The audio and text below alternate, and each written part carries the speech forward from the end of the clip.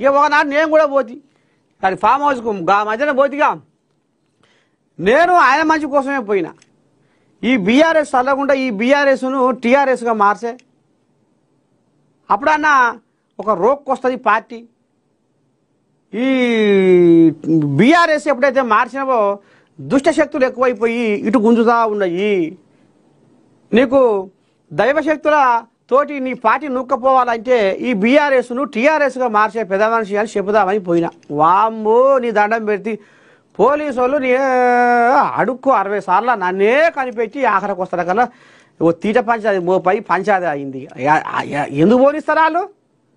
మరి ముసలోడు ఆడికేళ్ళు ఇందాక వచ్చిండు నర్సయ్య తాత షెడ్డో పాటో నీళ్ళు ఇద్దాం బువ్వ నువ్వు వేస్తే వెయ్యి లేకపోతే లేదు నాకు వేస్తే ఎంతమంది నాకు చుట్టాలి కానీ ఊరూరా నాకు చుట్టాలి అందులోకి వెళ్ళి లోపలికి వెళ్ళి బయటికి వెళ్ళలే తమాషగా లోపల కూరగాయల తోటలో తమాషగా ముద్దుగా తిరుగుతుండు సరే ఇక పోనీ ముచ్చట మరి తల్లి ఇవాళ 600 మందికి తోకాసర అయ్యి దులుపుకుండు మీ అయ్య ఇంకా 900 మంది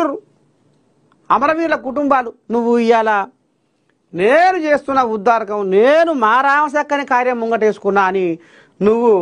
మరి జాగృతి పేరు మీద జనం బాట అని నువ్వు పైన కడుతున్నావు తల్లి ముందుగా ఈ అమరవీరుల కుటుంబాలకు సాయం చెయ్యి